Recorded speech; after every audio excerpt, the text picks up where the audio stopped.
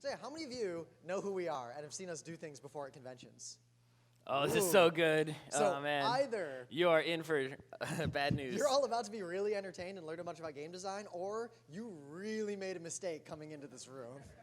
But this is actually kind of fun because like when we go to PAX, half the audience like already knows who we are and they've seen a lot of our talks, so we can't get away with telling old jokes. You need help? I need to do up your back. Is that good? Is that comfy? Yeah, it's fine. So I will say this, we have video of like 40 of the other lectures we've done at PAXs, at previous MAGFest, everything, at this QR code. We'll have these flyers you can take at the end. So if you enjoy the next hour, once we actually get started, we got a bunch more panels at this MAGFest, and you can watch videos of all our stuff from PAX. If you hate us, take one of these anyway so you can complain to the fine folks at MAGFest and make sure we never come back. Not joking. If we suck, you know. Yeah, also, if you go to our website, you can see all the panels that we're doing at MAGFest. And if you hate us, you won't accidentally go to one of them. Yeah, because we're doing, I got the Far Future of Gaming today at 2:30. We're doing Atari game design at 5:30 p.m. today, I think in this room. And then tomorrow we've got TCGs, LCGs, CCGs with Scott. Right. And I'm on overly complicated board games with a bunch of people. And then PAX East is coming up before we know it. Mm-hmm. We still have 2 minutes. That's all right. The room is filling up before nicely. the panel starts. Yeah. We're videoing this, obviously, so you can watch it, but we also have a video of what we did at PAX South, so I guess we'll just choose which one turned out better. Yeah. And put that one online. I mean, why put it online twice? That's kind of silly. I've started putting the old ones online because people want to see them for whatever reason. No, but I mean the same exact panel online twice and the same YouTube channel. There's some people who go to that anime openers thing I do like every year, even though it's literally the same panel. Every year, like word for word. Oh, they go to it at the convention? They go to it at Anime Boston and Kineticon, like every year. That's a little different than watching two versions of the same video. Oh, we got 1 minute. One minute. That's okay. We can't start until it's time. That's right, we're going to be professionals. Oh, Baron's peeking out here. Still got 1 minute. Okay. 11:30 somewhere, right? Yeah, 1 minute time zone to the west, east. In the water somewhere. Let me make sure this thing is open.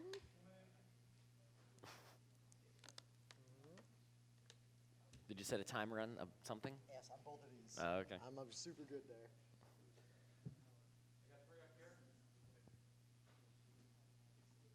Yeah, guys, you should probably sit down in seats. There are seats there's around. plenty of seats, and you've got like 20 seconds before we actually are going to start talking. Yeah. Also, we don't really care if the door's open. It's not way loud in the hallway, so people can, you know. Yeah.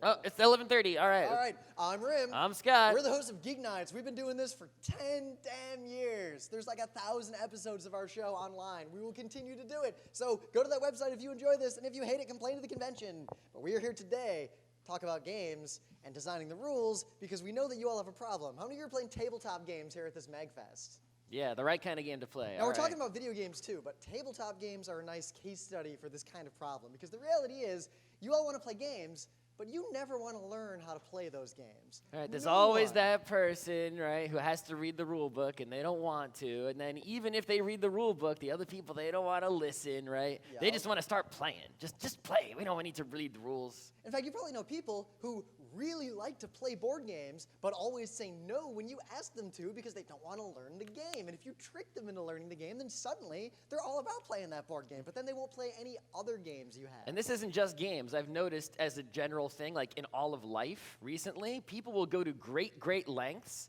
and do a lot of extra work just to avoid learning something new. Right? So many, like, if, for example, I don't know if anyone's, I'm sure there's programmers You're here, gonna talk right? about Node, I aren't am you? going to talk about Node.js. People invented this thing called Node.js, which lets you write JavaScript for the server components of your website, right? Because they already knew JavaScript and they would rather write an entire whole architecture than just learn another programming language that already existed and got the job done, right? So there's some other things that go wrong with the rules. And one of them is that even if someone reads the rules and learns how to play a game, they just fail at it. We're even guilty of this, just all our expertise aside. So we've messed up rules to games before, but this really came to light with a game called Hansa Teutonica. It's a pretty good, relatively recent German game.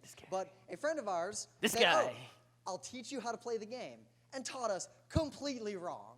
So another one of our friends says, "Oh, guys, you guys are playing this totally wrong. That's why it sucks. Here, I'll teach you."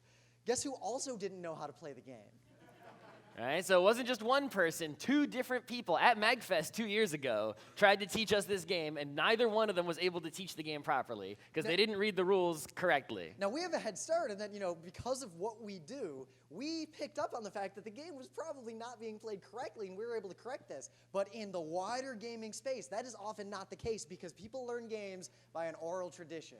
Have any of you actually read a printed rule book to Monopoly? A few people. A few people, yeah. Not the majority, however. Most people learn Monopoly from their parents, who learned it from their parents. There are probably games that you have friends who have all played, yet no one in your friend group has actually ever read the rules. You all just learned from other people. You could be playing wrong. You have no idea. Now, this leads to a lot of interesting problems, like the way game rules are designed, especially for tabletop games, kind of causes this oral tradition to be a thing in games. So even if people read the rule book entirely, and try to play the game from that full, deep, at least apparent understanding, you might not be able to read it. It's hard to read it on this projector, right? But basically, this is from the Board Games Reddit, and someone started a thread, and in the thread, they have a Hanabi rules question. I don't know, someone here probably knows how to play Hanabi. Hey, I just got this game, and I tried it. What confuses me is the end game. The rules stated that if all the fuses are blown, then the game is a loss, so nobody wins, right? So blah, blah, blah, blah, blah. So shouldn't I just lose the game? If I'm not winning, if I don't have the most points, shouldn't I blow all the fuses to end the game so no one wins? In this game that's actually 100% cooperative, there's no points or winning. I don't know what rules he read, because he learned the rules enough to play the game. He understood the fuses and what they did. He was playing a game. Imagine playing Monopoly, and then it ends, and you think you won because you went around the board the most times. I mean, going around the board a lot in Monopoly does help, $200 from That Go. $200 is nothing at the end of the game. In It's fact, you want to go around the board less at the end of the game. Oh, at the end, yeah, when there's a bunch of hotels everywhere, yeah, it's different, right? But early on. So even further, you might think, oh, well, Hanabi is kind of a weird co-op indie game that you all probably Yes, haven't heard of. the game of the year winning game. Yes, Yeah, it's but so obscure. People still haven't heard of it. Sure. Yet Carcassonne, like one of baby's first modern Like tabletop after Settlers, games. Carcassonne is like the top Euro game, right? This Of all is a Euro thread games. in Reddit of people realizing they've been playing Carcassonne wrong their entire lives. Yes. I completely screwed up the rules for Carcassonne for 2 years. Right? That's a long time. How do you think that can happen? Because if I mess up a rule at MAGFest, there's like 8 people jumping down my throat. And somehow this guy lived 2 years playing Carcassonne wrong. And if you He was read this- only playing it with his friends and maybe his family or like this small group of people. They weren't playing it with other, like he didn't go to a board game store and play Carcassonne and have someone tell him, what are you doing? He didn't go to a convention, right, and have someone be like, that's wrong, right? You were only playing with these few people, so they were all doing it the same wrong way, and there was no one to tell them otherwise, and they weren't looking at the rule book either. Yep, so you got a bunch of finches on one island playing Carcassonne, and not only did only one of those finches read the rules in the first place, but he taught all the other finches wrong, and on the other island, the finches learned how to play it correctly, and when they meet at a convention, it's trouble. It's like East Coast, West Coast fighting game situation. Right? In fact, now this is kind of an aside, but there's rules, but then there's house rules. Like, free parking doesn't do anything in Monopoly, and there's auctions in Monopoly, and most people don't realize that. But yet, with, Settlers is a good example. Settlers is a game where we learned how to play it from people who taught it to us at university in the early 2000s. And they taught us... And I didn't buy a copy. I was a poor college student. I was Yeah. playing someone else's copy. I wasn't reading the rules. I was just letting them teach me. I'm like, all right, whatever. And what they did is every time someone rolled the robber, every other player would give them a card, and then they'd put the robber in the desert.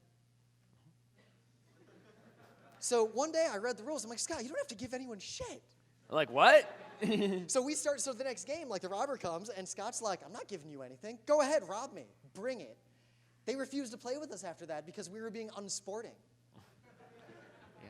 Playing to win. Much like in that Jedi game where people would duck with their lightsaber to bow before they'd fight. Yeah, in Jedi Knight 2, there was an unspoken rule that if you were having a lightsaber battle, you should sort of crouch and uncrouch before doing the lightsaber battle. So people would crouch and they'd just be, all right. It's it's like Karate Movie Basics #1. Some games are just broken. Board games can crash just like video games can. We were playing this game called Hellas years ago. It's kind of expensive now. It's like out of print and hard to get. Yeah, I got rid of it because it was so bad. Really fun looking game. You got all these little Greek dudes and these little triremes. You're moving around on Yeah, islands. the theme and the the game would have been great if they would have just fixed the rules, right? The problem was there was a certain card, and in a certain situation, if you played this card, it just made no sense what to do. There was like an exception, and there was no like, oh, if that weird thing happens, do this. It was just, so you couldn't play the game because you would draw this card. There weren't a lot of cards, and you try to use it, and then it's like, well, what do we do now? I don't know. And the difficulty, we'll talk about it later in the panel, but actually handling exceptions in board games is way harder than you realize, and you'll run into a lot of surprising problems when you try to do this. Right, and breaking video games, obviously, not just the game crashing, but also like glitches and all that kind of stuff, right? There's rules, and then there's rules. But a video game is just a computer running a bunch of rules for you. The code is the rules. Board games just have much simpler rules because you have to interpret them and compile them in real time in a human brain. Right, but even though the code is the rules, right, there's the intended rules by the person who made it, and then there's flaws in their code that make, sort of the actual rules, so you can escape the intended rules and go into this other non-cheating space. Now, board games get into that situation very interestingly because whatever the person intended, there's what they implemented. And the question is, did they intend this because they're a good game designer, or did they not think of this because they're kind of dumb? So first I want to talk about how people learn to play games, and that'll sort of inform how you have to construct your rules to actually get them to learn the games without having all the problems we've talked about so far. Easiest way, just play. Just start playing. So just playing is people's favorite way to learn a game, and it just makes sense, right? Because it's the most fun way to learn a game. You don't have to read any rules. You don't have to do any studying. If you're playing a video game and you just play, you don't have to go through a tutorial, right? You can just go World 1-1. Mario Brothers doesn't need any rule learning, right? You just start playing. Oh, I guess that little mushroom guy's angry. I guess he killed me. All right. Now the way just playing helps you learn a game, right? Think about this. Imagine the rules of a game are a wall, right? That's keeping you in, like a fence, right? But you're in the middle of this fence, and you don't know where the fence is. You're blind, right? So you just sort of try stuff. It's like you press A. Oh, Mario jumped. You press left and right. Oh, Mario walks left and right. Oh, you can't walk left anymore. Oh, but if I walk right, look, it starts to move. You just start doing stuff, and eventually, every time you do something, you learn the shape of the fence. Right? And as you learn the shape of the fence, you're like, oh, so those are the boundaries, right? This is what I can do, and anything on the other side of the fence is something I can't do. And if you try enough stuff, eventually you can see the entire fence, and now you know the entire rules of the game. And it's like exploring, right? Like playing Metroid, where you explore the map, is the same way that your brain learns the rules of a game as you play it, which is great. That's like the most fun. And if you're making a video game, your game should be able to be learned in this way. Like Hearthstone is a great example of this. Neuroshima Hex. A lot of you played single player and learn how to play. You just start dragging cards. Just drag a card. It'll work or it won't work, and you kind of figure the game out. In fact, they encourage you to learn this way. But if you play a board game that way, you're just a dick. Right. A video game, right, the computer is doing all the work of enforcing the fence, right? It doesn't let Mario jump any higher when you press A, right? It's not like you can press A so hard that he jumps even higher and then someone has to go, no, you're not allowed to jump that high, right? The computer forces the fence on you, right? In a board game, like Monopoly, you can just reach into the bank and just grab all the money. No, you can't grab the money. You got to get it other ways. Right, a person has to be the fence when you're playing a board game, right? Someone who knows the rules has to keep you in and say, this you can do, this you can't do. Otherwise, you just do whatever the heck you want. You might be a saint who is perfectly happy to do this for all your idiot friends, but I suspect none of you are. So in designing a video, this is where video games and board games do divide, because video games, this is a very good way to do things, and in board games, this is the worst possible way to do things. Beginner mode is an option. A lot of games have a beginner mode, like Agricola had a baby mode and then a normal mode. Dune, the famous Dune board game, has a baby mode and a regular mode. And it seems like a great way. Like you play the baby mode, you learn kind of how the game flows, and then you play the real mode. It's actually one of the worst things you can do, because unless you are very clever and a very good designer, the heuristics of your baby mode will be so different from the heuristics of your real mode that the baby mode will actually make you worse at the real mode. You'll mess up rules in the real mode that you never would even thought about messing up. You'll learn a game that looks like Monopoly, but it's actually Settlers. Right. Think about if you had to, learn how to drive. You play a racing game and you play automatic transmission, right, with traction control, right? And then suddenly it's like, all right, guys, now we're going to play manual transmission, no traction control. And it's like, oh my God, I don't know. I didn't learn anything for that easy mode, right? How do I use this shift? Oh my God, right? It didn't help you, right? Just play the hard mode right away. If you're capable of playing the hard mode, play the hard mode, right? Now, even worse, a lot of games that do this, games like, Caverna kind of games, like the really long, kind of meaty games, the beginner mode's actually not satisfying and usually not fun. So if you actually get your friends to play the beginner mode, they'll probably have a sour impression of the actual game and will never actually play it. The quick start. So TIE Fighter. The famous joystick TIE Fighter game, one of the best free space shooters ever made in all of history. One of the last ones made. So that game uses the whole keyboard. There are a million buttons. Put the shields forward, change the power redirection on the laser, everything. There's a million things you can do. You only really need to know like 10 or 15 of those things to be able to play the game. Yeah, to do like the early missions in the game, you don't need to, transfer power from your shields to your guns or to the engines or anything like that, right? You can just leave the power distribution where it is and just play the game and you'll be fine. Yep, but the problem is if you teach someone like the simple version of the game, like give them just enough rules to go, and then you start playing, then you're going to run into the endgame situation where they find out that the deflector shields were fully operational, and they're real butthurt about that. Because they thought they were doing well, they ignored all those rules, they said, don't bother teaching me all those complicated rules, I'll deal with them later, and then they lose because they didn't know those complicated rules, and now they're mad at you, and it's your fault. So there are ways around this, but it's very difficult to do, because pretty much the people expect to play a real game, and if you teach them and then they lose and they feel like it's your fault, they're not going to want to play again. The way I've gotten around is I always tell people this is an asterisk game.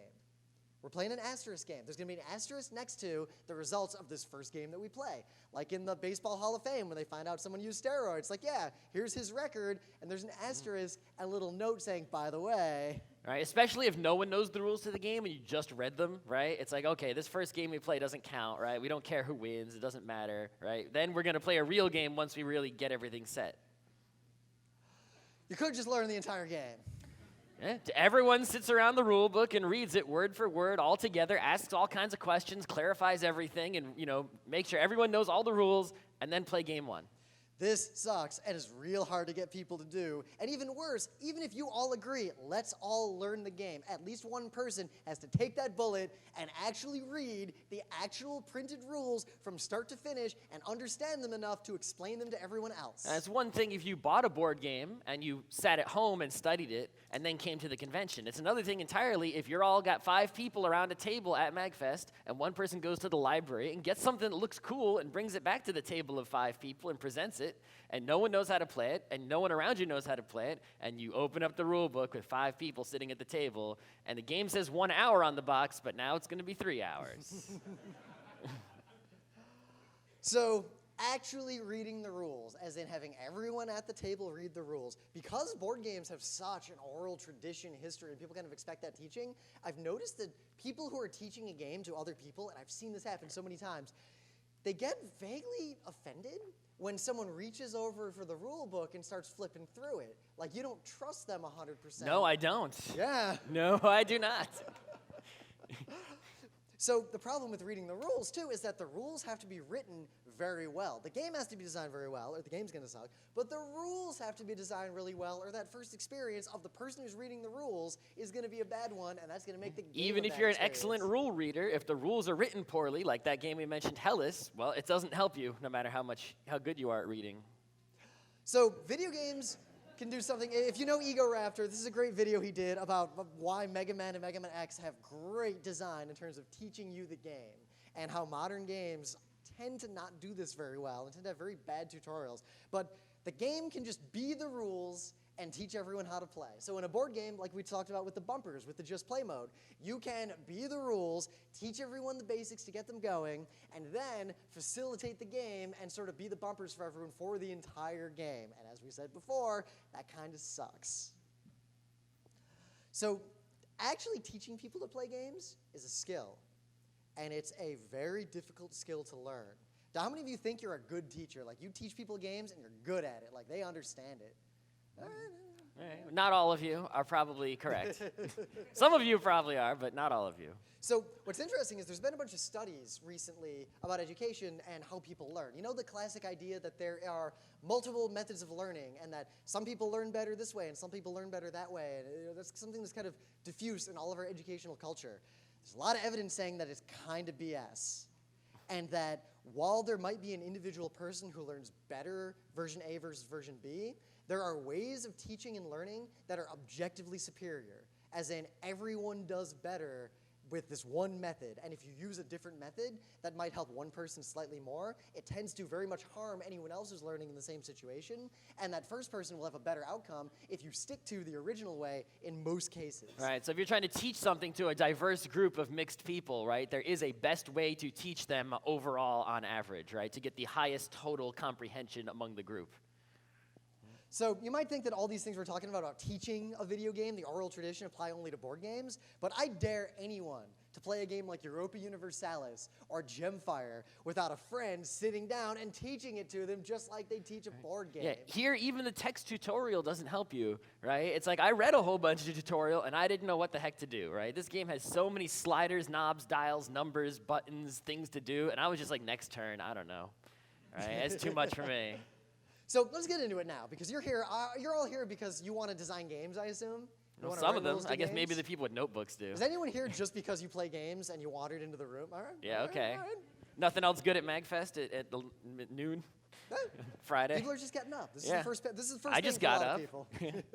So when you're making your game, you're writing a board game, you're designing a game, and then you start writing the rules are the canary in the coal mine. If you have trouble making good rules, your game's probably bad. If your rules start having problems, people have trouble understanding the rules you wrote, it's most likely that your game has deep flaws that are coming out in the rules. The rules are the bellwether. They're the indicator that your game has problems. Right. It's like if you play the game and it's fun, at least for you, and then you start trying to explain the game, and if it's like you can't explain it easily and clearly and concisely, it's probably a complicated mess. Right? Even though in your head it's somehow not complicated. Yep. Right? So you think about how much time, like you spend like 6 months designing your game. You should spend almost as much time just writing the rules. And I'm not even joking Right, about the rules that. basically are the game, right? The other stuff is just the equipment, right? You know, so, yeah.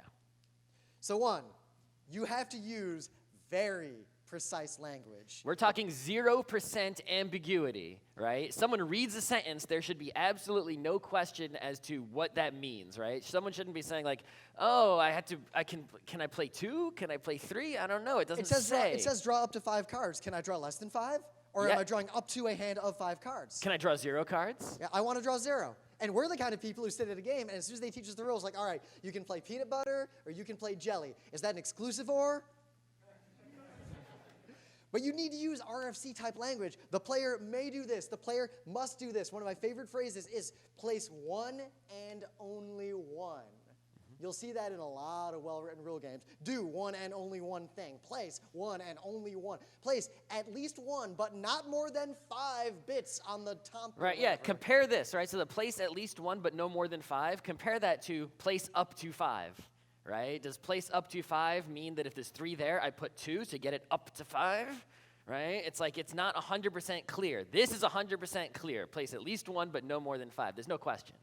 Now, this precise language is very important because if you use soft language, things might make sense at first, but then you run into a slightly weird edge case where it's not clear, and because the rules were written soft, there's no way to intuit how that was supposed to be dealt with. But if the rules are written extremely precisely, like if I always say must when a player has to do something, and I always say may when they have the choice to do it or not do it, then ambiguities like that later in a complex situation are much more easily resolved by looking how similar situations are handled in other parts of the rules.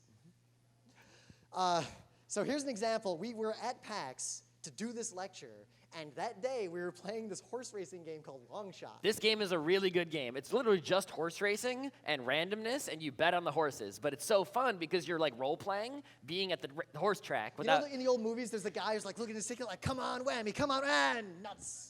Right, Like that's that what guy playing tearing this up his game is card. like. You know, the guy, like in Street Fighter, there's like those guys with a fistful of dollars going like, yeah, right? Come on, red. All right. So I was about to say, I want to make a game where you play that guy, but that's salty bet. So. yeah. So anyway, so here's a card in the game, and the card says this: horse benefits.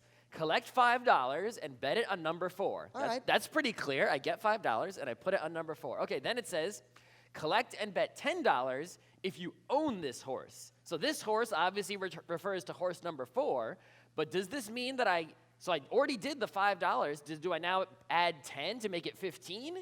Or is the 10 instead of the 5 that I already bet? So right? how many of you think you get $15 to bet on that horse? Who thinks you get $10 to bet on the horse? Who thinks something else? So obviously the $10 is right. The rule isn't that bad. Most people, right, understood that like it's instead of the 5, right? That's But like a common sense thing, but it's not people guaranteed. can disagree. That's yes, the thing. if we're two smart people, we're sitting there and we're both like, it's probably the $10, but based on these words, it's not 100% locked in that it's definitely the $10. There's an argument to be made that I cannot absolutely contradict. We need to go to Board Game Geek because this game is poorly written. Yep, and I actually said $15, and my rationale was there are several other cards where there's bullet points in the exact same format, and they literally don't make sense unless it's this and this and this. It has to be all ands, or those other cards don't work. Right, so even if the rules on this card are well written, you need to have the same format throughout your entire game. Everything needs to be the same. Otherwise, someone will be like, okay, well here it makes sense, but that doesn't match what I see on this other example, right? You need to use the same exact kind of language, the same exact design on every single component of your game, anywhere the rules are written. So this disrupted our game for like 20 minutes.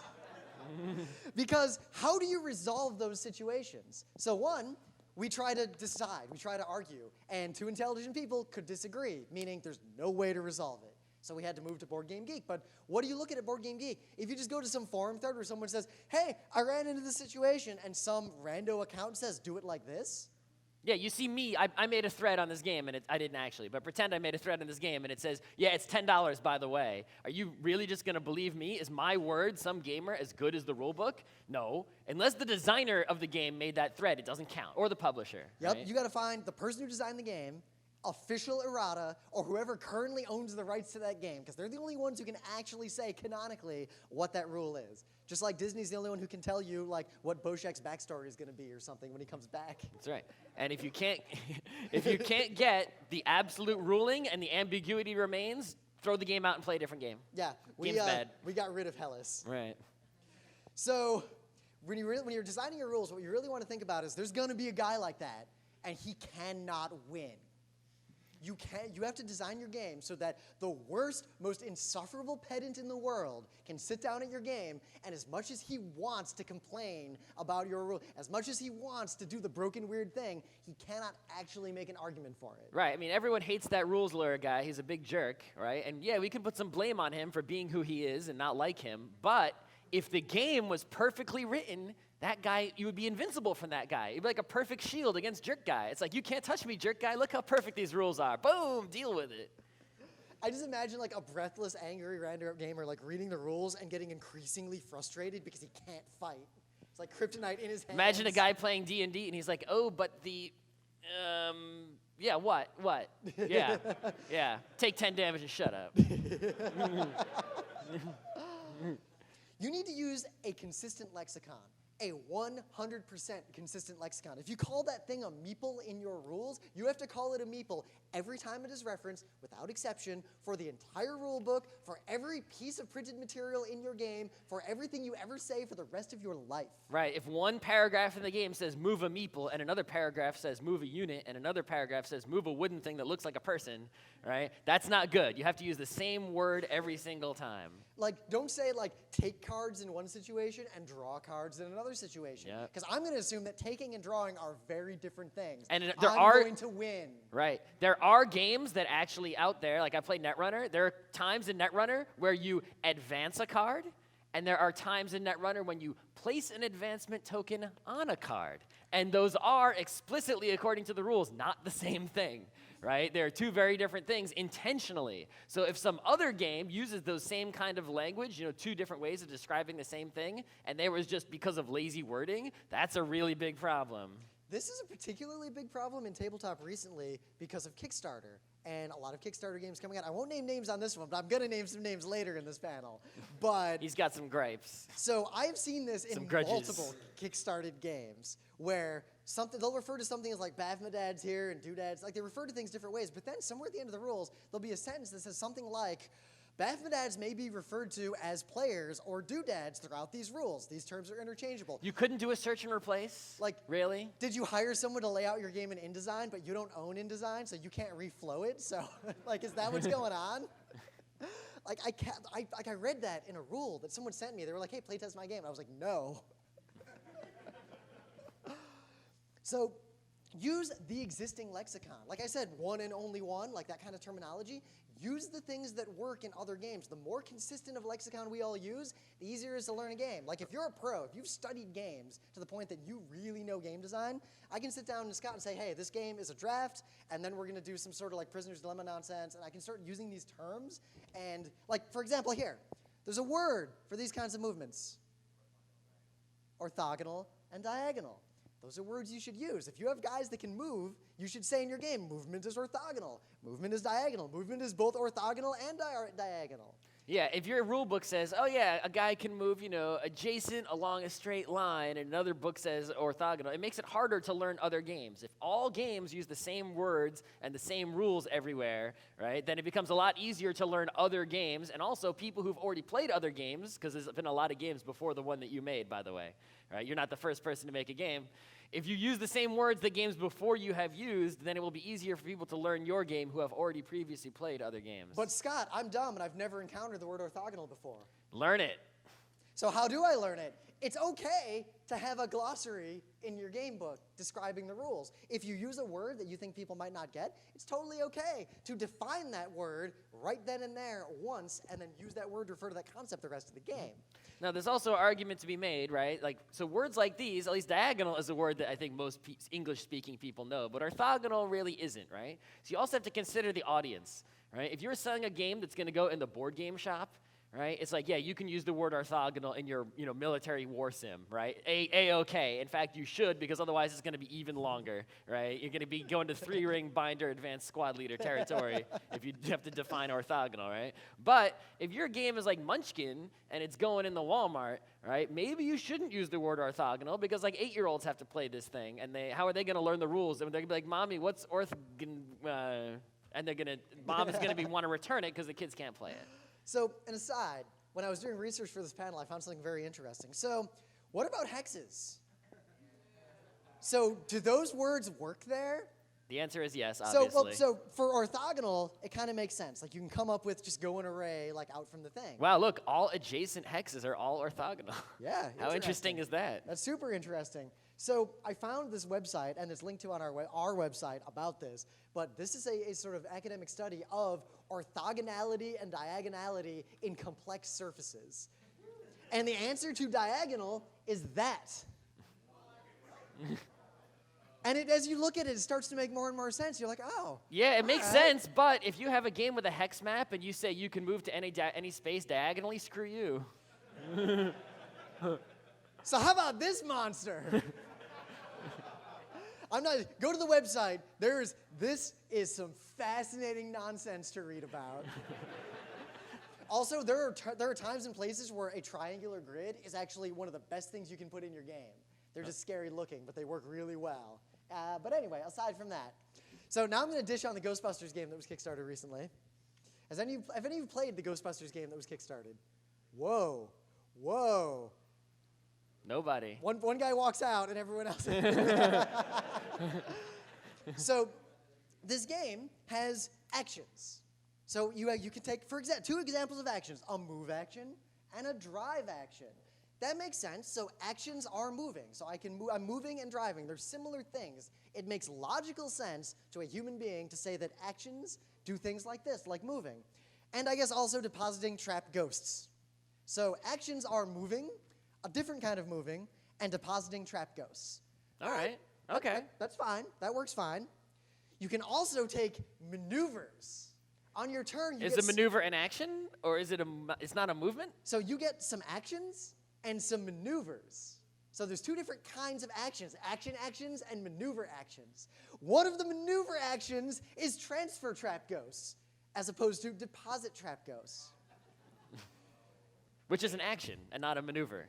Now, the lexicon is 100% consistent. They use the words maneuver, transfer is different from deposit, but logically, a step above, we're humans, we're going to parse these words with more than just their base definitions. You sort of expect that all the actions are going to be actiony things, and if there's maneuvers, there's at least going to be a reason that the maneuvers are all different. Yeah, why would depositing a trap ghost be an action, but transferring one is a maneuver, right? It's like, shouldn't the similar things be similar things? So that's bad, but at least it's still kind of okay. Oh, by the way, there's things you can do that neither actions nor maneuvers.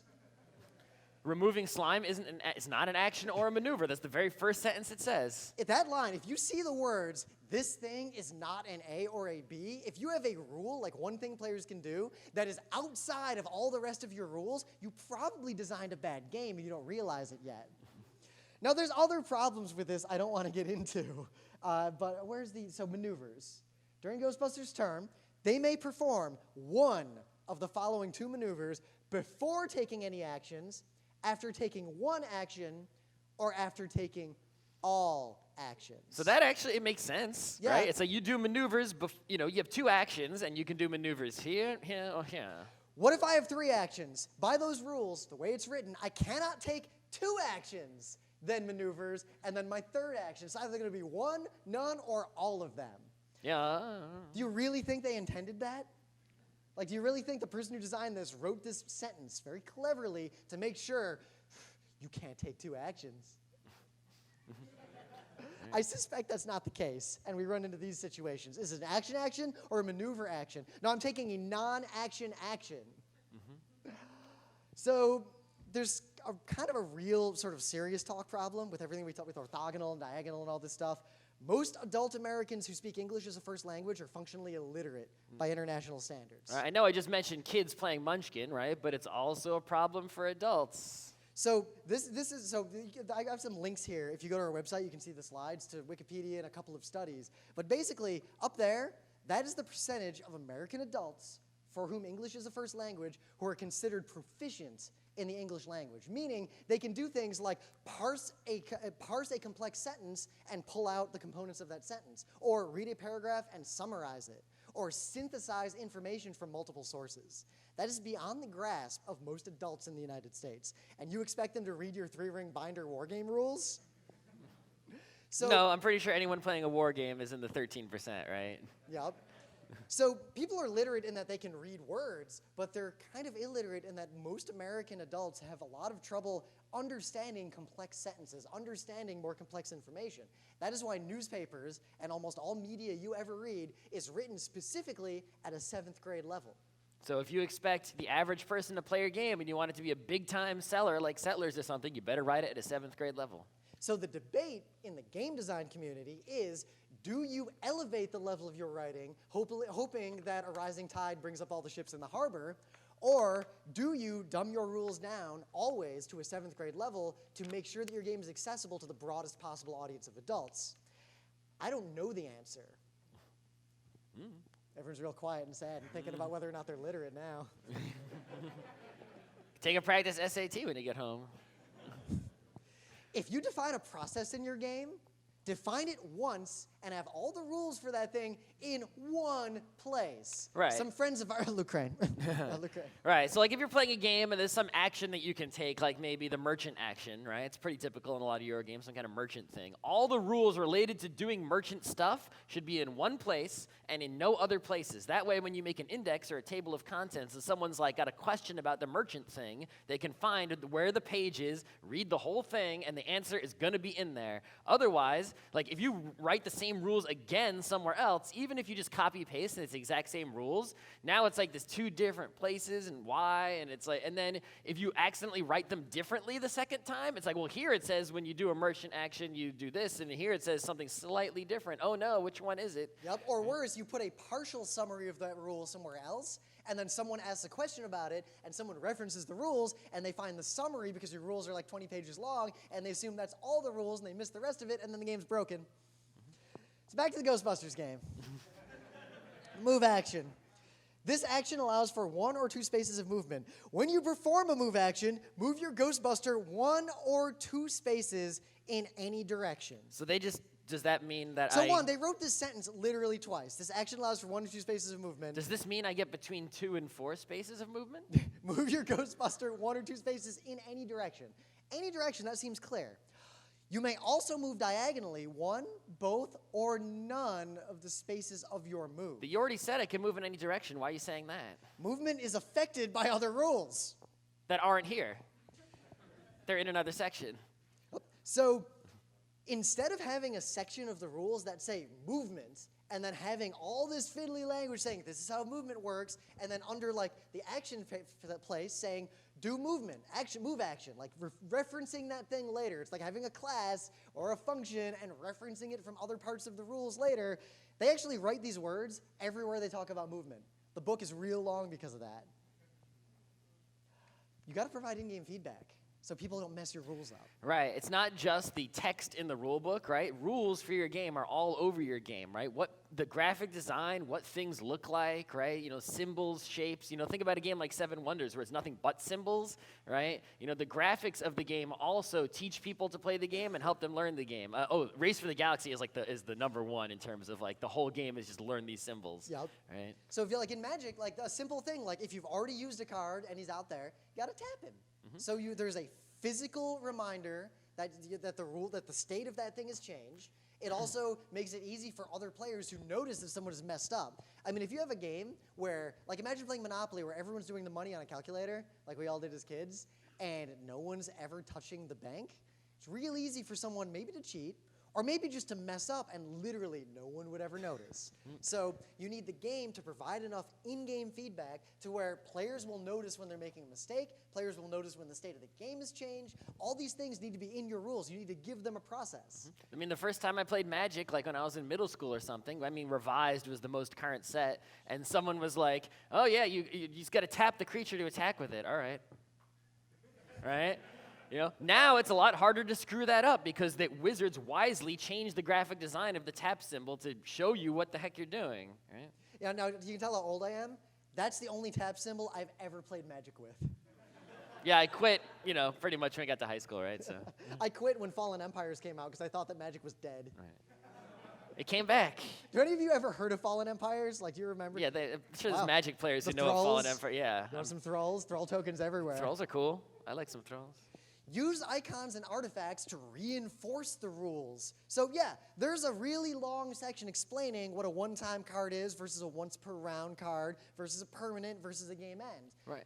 But you can tell by looking at the picture, like, oh, that picture sort of conveys that meaning, right? This infinity symbol, that conveys permanence, right? It's always there, right? 1x, oh, this does something once. The other one does 1x, but there's a circle around it. So it's like, oh, I get it, once per round. Infinity every round. Use the same, exact arrow both times. So it's like, oh, I got you. These are sort of like quick references, so that, because you don't play these German-style like heavy board games every day unless you're really lucky. So you probably mostly remember how to play all the games that you've learned over the years, but not 100%. Having these sort of things make it really easy for someone who mostly remembers how to play to kind of remember all the rules and pick it up and remember the turn order, the actions and everything without having to reread all of the rules. But these things still reference the full rules in case you have to look something up. So an icon is something like this. Artifacts are more things like a cheat sheet. You know how games have a little card that's like, here's the turn order, and if you flip it over, it's like, here's how the scoring works at the end. Yeah, that stuff is really great. Like the turn reference card, like, oh yeah, you just put this next to you, right? And even though it's not the rules, it's just reminding players, like, oh right, these are the 5 things we do on every turn, and this is the order they're in, so that when you haven't played the game a whole lot, you can still just reference this without needing to pass the rule book around to everybody. Now, Soft rules. This is something, there's a game called Shadows over Camelot. There's a game called Pandemic, at least the original Pandemic. All these games have soft rules. Things like you have a hand of cards. Ooh. And we're trying to cooperate, or we have some reason where we both want to, we want to share information, but the rules say, I can't say, I've got 3 5s, Scott, let's roll. I got 2 2s. We're not allowed to do that. We're not allowed to do that, right? But the rule isn't 100% like you may not share any information about the cards in your hand under any circumstance. That would be a hard rule. You may not, period. It says, please don't tell other people what's in your hand. But you may hint at your confidence. Like it says, they say things like that. You may hint at your confidence. You may express how sure you are of what you're about to do. You can talk about how strong. Oh, I can express how sure I am about what I'm about to do? I am too sure that I'm going to eat at Five Guys tonight. I'm 3 unsure. I'm 3 not sure about what you're about to do. I am too sure that I'm playing 2 cards. I have 2 5s in my hand. Right. So it's like, did we just cheat? This is a co-op game. Who did we cheat? Did we cheat ourselves? But did we even cheat? We don't even know if we cheated, right? Because it's not 100% locked down, right, of what you can and cannot do, right? Hanabi, the game we mentioned earlier, is very explicit. You may not share information except in this very specific way specified in the rules. End of story. The game is an information economy. The rules are very specific. You may spend an action to tell someone one thing about their hand. You don't see your own hand. I'm holding my hand facing Scott, and Scott will give me information about my hand. You have 1 green card. That's it. No one can tell anyone about what they're holding otherwise. End of story. No questions. Another game, there's an old German game that does this very well. It's kind of more complex, but it's a game kind of like Bonanza, but with more options, where you're trading cards around. I've got a secret hand. Everyone else has a secret hand. I'm trying to trade with people. Res Publica? Yeah, to get sets of cards to then play them, and it's a competitive game. You're not allowed to talk about your hand at all. There are very specific rules about how you can talk during the game. You basically offer a few contracts. You say things like, I would like 4 Langobarden or 2 shift bows. I have 2 shift bow. So if I say have, he can respond with a have. If I say want, he can respond with a want. I think it's the other way, right? It's Whatever. I have 2 shift bows. You could be like, I have 2 Langobardens. Oh, right, yeah. You cannot talk other than that. That is it. Those are the only words you were allowed to say, and it makes the game actually work really well. The game would not work. If you could just say what's in your hand, it ruins the whole game, right? But the rules are very explicit and prevent you from doing that, unlike Pandemic and Shadows over Camelot and what other? Battlestar. So remember we talked about games crashing? You've got to handle the exceptions in your game. This is a game called Puerto Rico. Famous, amazing. Puerto Rico's like one of the best games ever, right? But there's a problem in Puerto Rico, and that's the mayor, right? So when you take the mayor, we distribute the little brown tokens to everybody, the colonists, right? And then we refill the colony boat. However, people don't remember to fill the colony boat, right? It's like, it's this, you just don't remember. It's this weird thing. And it matters. It's like, mayor, okay, keep playing. Because how many people go into the colony boat depends on the state of the board right then and there. Mm-hmm. So what can happen is if you forget to fill the colony boat and the game continues and you say, oh, we forgot to fill the colony boat, we better fill it in. Well, if you're going to fill it in wrong because you don't know how many would have gone in there at the time that you would have filled it. So you're going to fill it in with some wrong number if you do it now. The rules actually cover this because they play tested enough to realize that people kept forgetting to fill the boat. And the rules say, if you forget to fill the boat, put this many in there. Done. Problem solved. Now, that's why playtesting is very important, and when you're having someone playtest your game, you need to have increasingly disparate groups of people who haven't been playtesting before playtested to find out if there's rules that people mess up commonly. If a rule gets messed up more than freakishly, like lightning strike coincidences, then you need to either change that rule or have an exception handler to deal with that rule. So, Fury of Dracula is another game that does this. This is a real complicated game. You're playing hide and seek. Dracula is hiding, and there's 4 different other players who are seeking. And it's actually really cool. Dracula puts a face-down card of where he is, and there's certain rules about how he's allowed to move around the country or Europe. So the next card he puts face down of where he goes, he moves every turn, right? Can't be too far away from where he just was. And if you stumble into a town and you see, like, rats running around the town, you're like, Dracula was here like 3 weeks ago, wasn't he? Yeah, oh, yep, I was there 3 weeks ago. Well, he's only 2 weeks away from here. He can only be in these places, and you figure out where he is, and it's really fun. The problem is when you get to the combat at the end of the game, fighting Dracula, it sucks. It's awful. Yeah. Right? But the hide and seek part is like the best game. The problem is Dracula has a deck of cards, and that deck of cards has one card for every space on the board. So obviously he can't move to the same space twice in a row because he doesn't have 2 cards for every space. He only has 1. So that's pretty good. But I could just play like Moscow and then play London and be like, boom, And they're face down. You don't know. Yeah, so remember we talked about feedback in the game? You've got one player playing by themselves with no one watching what they're doing. They could cheat, they could mess It's not a up. video game. I could be like, Moscow, London, Paris. I don't give a crap. I'm cheating. Deal with it. I'm in the water now, right? Mediterranean Ocean. Find me now, right? The thing is, if Dracula keeps doing this, eventually the players will discover when some of the cards get flipped over, Dracula, you totally just cheated. You're not allowed to move from Moscow to London in one go, right? The rule book has a thing that says the cheating rules. If Dracula cheats, take away all his blood, move him over here. It really sucks. He loses a bunch of points, right? All this awful stuff happens to Dracula, but at least the game isn't ruined. Right? You get to keep playing. It's not like you cheated. What do we do now? It's like, oh, you cheated. Screw you. We're going to win now. Deal with it. But also, because those things are in the rules, they're now a part of the strategic lexicon of that game. Right? If you're a really clever Dracula and you know that where the people are more likely to move and that they won't, your cheating London card is going to be able to slide off the edge of the board without anyone seeing that you were there, go for it. Or, like, the players can force Dracula into a situation where he has to cheat. It's like, well, I can cheat or lose. Let's try cheating. It's like, why would I fight these vampire hunters in the middle of the day with all their stakes? I'll just fly to London. I'll try a teleport. Why not?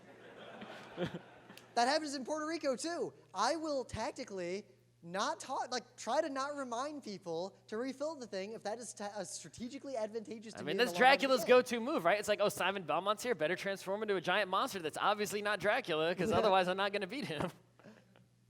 So your rules have to be structured. When you're writing your rules, they should have a very well-defined, very specific structure. The object of the game, you follow all these sections. Right, the vast majority of tabletop games should have the same structure. I'm sure there's exceptions out there of weird games, but almost every tabletop game that's a sort of people play against each other and try to win game should have this structure, right? First, you got to, talk about the bits in the game. The terminology is usually the same section where you talk about what's in the box, right? There are 10, meeples. There are 5 tiles, right? At the same time, you're giving inventory so people can check if they've got a full set. You're also teaching them the names of all the pieces, right? One section saves a lot of space. Yep. Tell them how to win. Tell them the course of the game. Like on your turn, you're gonna take 2 actions. Well, the 3 game maneuvers, the game then you consists can of remove 10 slime. turns, Yeah. right? During each turn, do these 3 things, right? Then the game ends when one of these things happen, right? The game will end if this happens. The game will end if that happens. The game will end if this happens. And by the way, at the end of the game, this is how you win, right? This is what determines the winner at the final scoring. Whatever it is. Now, much like in composing music, this is like a nice rule. There are a lot of situations where you break this rule. However, that means you're either a genius or your game is bad. So fiddly bits at the end, that's a technical term for this nonsense. A game has like its basic structure, like do this, do this, do this, that's the game. But then it has the power cards, and every power card does something different or crazy. There's a bunch of words. Amun-Re has like 12 different power cards, right? So you're teaching people about getting power cards. It's like draw power cards, buy power cards, use 1 per turn, But then at the very end, the fiddly bits is like, okay, now, by the way, you know how to play the game. We're going to teach you what each and every one of these 12 power cards does, right? It's like you don't need to put that right in the middle of the book. That's a big distraction, right? They're trying to learn the course of the game, and right in the middle of it, you're suddenly teaching them like, oh, the green card does this and the blue card does that. It's like they'll forget what they were reading, right? You move the fiddly bits to the back. Now, you put them in the back also because that's the thing that people are going to be referencing the most when you're teaching the game and when they're playing the game. Yeah, you're playing some 7 Wonders. Oh, what does the symbol with like the sword and the hook and the mountain mean? I forget. Oh, I know. I'll just look at the back of the instruction book. Oh, look, it's just all the symbols in the whole game, all in a big row. Wow. So when you're making your artifacts like we talked about before, you pretty much want this sort of like course of game, like what you do on your turn, and maybe you want the full scoring conditions on the end. For a lot of German games, that's good.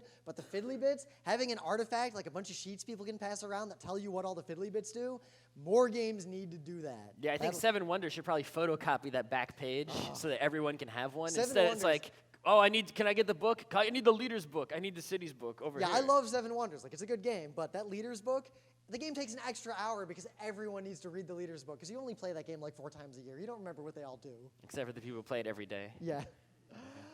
You should be real concise. Remember that Ghostbusters game? How it keeps, like it says the same sentence over and over again about diagonal movement. Maybe I'll, You want to use as few words as possible, get the shortest book as possible, because people are more likely to read it. If they see a big, scary book, they're like, oh, hell no. If they see like one sheet, they're like, let's go. All right, we're good. More importantly, the more words you have in your rule book, the more likely it is your game is bad. Because that means that either it's taking more words to describe the concepts, meaning the concepts are very complex, or you're describing them badly, or you're adding extra extraneous information to the game. Right. Now, it's very unlikely you have a very long rule book and your game is good. Right. Now, you might be making a military simulation type of game, like we've brought up a bunch of times, in which case you want lots of rules, because that's what the game is about. The game is about simulating reality, so you want to take everything into account. That's the reason people play those things. But for any other kind of game, if your rules are really complicated, it probably means that you could actually abstract some of those things and simplify them and still have effectively the same game, right? I mean, Chutes and Ladders, right, is pretty pure. You could make a really complicated Chutes and Ladders with all sorts of extra things besides just Chutes and Ladders, right? You could have, I don't know, what else did you put in there? Rockets and, snakes. Snakes. Yeah, throw some snakes in there, right? But it's like effectively still the same game. You just, fancied it up with a bunch of garbage, right? Well, that leads into the focus problem. A lot of games, especially like people who haven't done a lot of playtesting or haven't designed a lot of games before, you'll run into the situation where you have a really cool idea. Usually a game comes from, I got a clever idea. Let's have a game where we fight with cubes over tokens. That actually sounds really dumb. But anyway, so that's your concept. That's your core. The most complicated rule in your game should be the most important rule in your game in most cases. So if you have, like in this game, not a great game, but it has all these different areas we can interact with. And only that one actually matters. Once you figure out the game, like over here, that pretty much determines who wins. But all these areas work very differently from one another. Each one of them is basically a little mini game on its own. You could have made like 5 or 6 board games from this one board game. So if you're making a game and you've designed a concept that's cool and different, so where you can't just describe it with the existing lexicon, like you can't just say this is a draft. Like you're doing a weird draft. You're doing something different, something weird. The weird part should be the cool part of your game. Don't make all the other parts also weird, because then the game's real hard to learn. If the draft is not important, if the draft just sets the stage for your cool stuff, make the most simple draft you can possibly get away with. Right, but if your game is a drafting game, like Seven Wonders or Sushi Go, right, make that a fancy draft, because that's all you've got, right? You got to it's better to make something where there's only one thing going on and you polish it really, really well than have a whole bunch of stuff and none of them are really polished that well, right? All the greatest, most successful games of all time, think about something like a Tetris, right? It's like it's one thing polished really, really well. So your rules need to serve as a teaching tool and a reference. Many people fail at this. Old German board games do it probably the best. Actually, this game, Tigris and Euphrates, has one of the best layouts for this I've ever seen. Because your rules serve 2 purposes. One, someone's reading these rules to learn how to play. And like we said, it's real hard to learn how to teach people to play games. So you want your rules to teach the people who are reading them how to teach the game. This should read like someone teaching you the game. It should take you through, do this, not this. It's a teaching tool. Not super useful as a reference, though. The reference is what you need after you've all learned the game, and then Scott tries to do something weird, and you're not exactly sure how those rules go. You need to reference how many bits you put on the Baron after he captains. Barons and captains. So see what they're doing here. The teaching tool is just explaining in very much detail, this is how this part of the game works, this is how this part of the game works, and it's buttressed by these very simple examples. I mean, look, you can put a blue tile in the water. You can't put a black, green, or red tile in the water, right? No! You can't put a blue tile on the land, but you can put any other kind of tile on the land.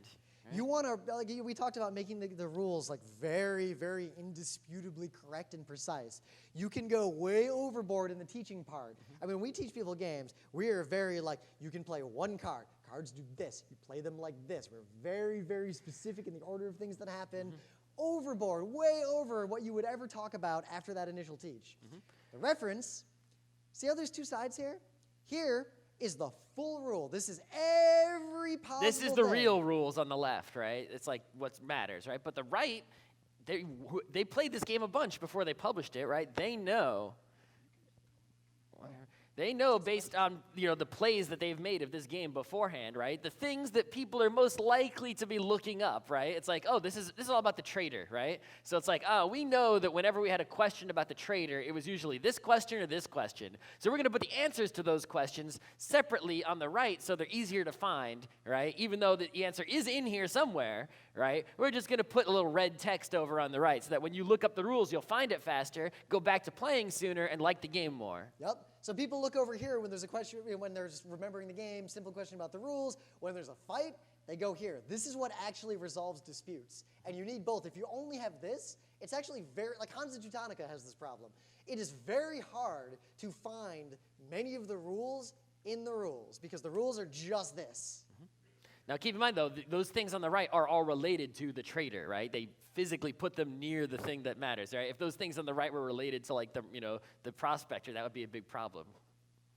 So we've got a little bit of time left, and Glory to Rome is a pretty good game, but it's kind of weird. It's a shut-it game, so it does a lot of weird stuff.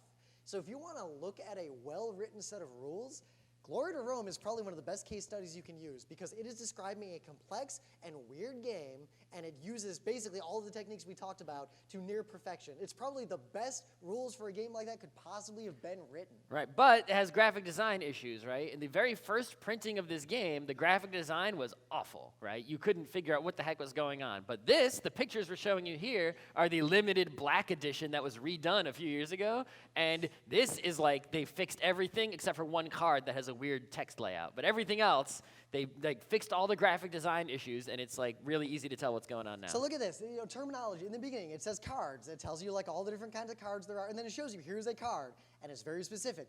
That is a role. That is a value. That is a material. That is a function. That is a foundation name.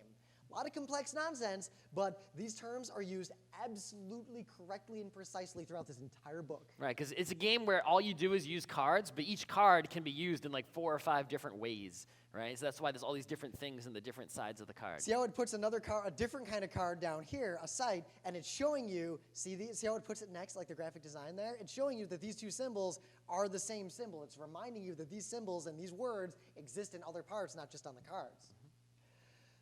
It shows you the course of the game. Very straightforward. It tells you exactly how to play your turn. That's the next thing it shows you. I mean, this sentence should appear in almost every rule book. Here's how to play each turn. I can't think of many games where that sentence shouldn't be in the rule book somewhere. Well, maybe your game doesn't have terms. Maybe. It's one of those simultaneous games like Jungle Speed, right? The lexicon is extremely strict. You build buildings by putting foundations on sites. Now, it's like, what's the difference between a foundation and a site? It's like that, yeah, they're using similar words, which isn't the best. You should have used more different words so that there's less confusion. But they don't mess up in the rule book. When they say foundation, they mean foundation. When they say site, they mean site. And they are not the same thing. At least by using those words that are similar, it's not like a Hansa Teutonica situation where there are merchants and there are traders. Which one of those is more powerful? Which one is which? You can't. Yeah, we don't use those words when we play Hansa Teutonica. We call them cubes and discs. Much discs more less because confusing. Discs are bigger. That's right. But so here, here's another bit. There's craftsman and architect. So craftsman and architect both do the same thing. Essentially. Sort of. They let you take cards from your hand and build them, play them out, like put them on the Start board. building them. Yeah. I'm trying to avoid getting too deep Obviously, into that terminology. yeah, we're not going to teach the whole game. But they both do it slightly differently. Craftsman lets you pull a building down, or it lets you fill in a building from your hand. Architect's identical, except you fill in from your supply. So that's a case where they use craftsman and architect are sort of similar words. They're in the same genre of word, which is a key to you that these are in the same genre of building. They're both in this one part of the game. They're related to each other, but named differently because they are mechanically distinct. So it does the same thing. Foundations and sites are deeply related, but they are very distinct concepts within that part of the game. Reminder text. Check out these cards. Also check out this game has really great graphic design, except that card. Yeah, the sewer is the only graphic design problem in this game because the water comes down. It looks nice, but you can't read the words because it's split up and down. Like they even split it up. At least they didn't split any actual words in half, but it's like you may place one cards you used to. Yeah, okay. But look at this. Before performing thinker actions, and thinker is uppercase in bold. If any of you have ever written contracts or dealt with contract law, use some of those concepts. Like in a contract, if a word is lowercase, it's a word, you parse it like a human would parse it. But if a word is uppercase, the word client with a capital C, client is defined in excruciating detail somewhere else in that contract, and you're referencing that. This is the same thing. Thinker is a very specific concept in this game that is referenced later all the time. Right. This is also really useful because let's say a certain action happens, right? You got a bunch of cards in front of you, and you're like, do I have to do anything special? Well, you can just look for, the thinker just happened, you just look around for any bold thinkers around, right? It's really easy to find them and not forget them. If that thinker was regular text and not bold, like you might forget to do that when thinker happens, and then what? So these are summaries that tell you in natural language, this is what this card does, and they're all crazy. But there is a section in the rules, a detailed reference, that takes every one of those cards and gives you 1 to 5 paragraphs explaining in excruciating detail how that card works. Right, because obviously you have the physical limitation of a card. If you use really tiny text on the card, that sucks. No one can read it, and you can't put the full text of your complicated game on the card, right? And if the game is legitimately complicated, you can't simplify the rules anymore, right? So you're going to have to put, good text on the card and the full actual text in the reference area of the rule book. Now, this reference goes one step further because these cards are all crazy. Like, these effects are crazy, ridiculous, off the hook. They all are game-breaking, and the only reason they don't break the game is because they're all game-breaking. So when everyone's doing game-breaking stuff all together. So when two of them interact with each other, you might have a question like, does it really mean double the actions that I just doubled? And here, it'll also say every possible interaction between any card and any other card. So if you ever have a question about what happens if I have the sewer and the latrine at the same time, right? Well, yeah, you're going to have the best sanitation in Rome, but also this will tell you exactly what will happen. Any two combinations that have any sort of relation to each other will always be explained in the very, very complete reference that they worked very hard on. The game has artifacts, table references, and there's this big card that you lay out in front of you that shows you a summary. Yeah, you don't actually need this card to play the game. You could just play with a big pile of cards in front of you or 4 piles of cards in front of you. But it's way easier with this card. Even if you played the game 100 times, you still hand out these cards to everybody. In fact, it even has 2 sides that show this information in 2 different ways, depending on how you're thinking about the game. So you might flip it over to the other side if you're a more advanced player or you're weird like Scott. The other side's way better. The game has a simple and hard consistency to itself. You've all played games where the game's pretty good, but then like Power Grid, you hit the third era, the third phase, and then everyone's like, oh crap, what do we do again? You keep forgetting to like take the weakest power plant and put it under whatever. There's like something you do. Like if no one buys a power plant, you throw out the weakest one. Or the game ends like when that. X happens. Well, does everyone get one more turn, or does it just end right then, or do I get another turn? Like do all we that do the kind of final crap. scoring or not? Do we still get income after the game ended? Like all Does that. that kind of crap. matter? So this game is both designed and written with a very hard consistency, and very few games have ever done this. When the game ends, it ends immediately. It's like an interrupt in Magic the Gathering. Like if you play a card that ends the game, full stop, you don't even finish the rest of your turn. The game ends the second that card touches the table, score. It's over. And as you go through the rules, all of them are like that. Every condition that can happen is absolute, and every interpretation of complex interactions is an absolute interpretation. If this gives you 10 actions and this says double the actions, yeah, you just get 20 actions. That's it. And that consistency is so slavish, is so that the game will often get into states that are kind of amazing to behold, but because it is so consistent and the answer is always, yeah, the immediate thing happens, the crazy thing happens, like whatever the cards say, you do exactly what they say. That means that if you run into a situation that somehow is not covered explicitly by the reference, you can intuit and agree on how it should be interpreted because all the interpretations are on the same level. They're all consistent with one another. As opposed to, say, horse benefits, where I still kind of disagree with our interpretation. The only reason I ceded the point was because the game designer himself clarified it. So I think we're out of time. So all I have to say to you is that if you're going to go design some games, the slides for this are linked somewhere on our website. You'll have to find them because it's been a while since we did the panel last. And and A hopefully- video of this will go up soonish. If Yeah. I guess you were here, you don't need to see a video, but maybe you can show some other game designer who. Maybe you know, show the first half of this video to your friends who refuse to learn games with you to explain why they lost that game of Carcassonne, because I know you didn't want to learn about how the stupid farmers work. That's why I won with the farmers. And Alright. if you want to see, if you enjoyed this at all, I will say you can grab one of these up here. But I'm going to be in We got more panels at MAGFest. Yes, I'll give you our full spread. We will have someone was like starting to try to clap, and I was like, no, I'm still talking. They can't. I don't want It's to not going to happen. Let's do no clapping. That'll be fun. Far Future of Gaming, Mages 1 at 2:30 p.m. today. Atari Game Design is us playing Atari games and talking about some deep design on them at 5:30 p.m. right here. Saturday, CCG, LCG, TCG at 11:30 a.m. in Chesapeake JKL. Where the hell is That's that? somewhere around here. And then Overly Complicated Board Games is 1 p.m. on Saturday. And otherwise, we're going to be in tabletop. Thank you all. Game time. Let's play some games. All right.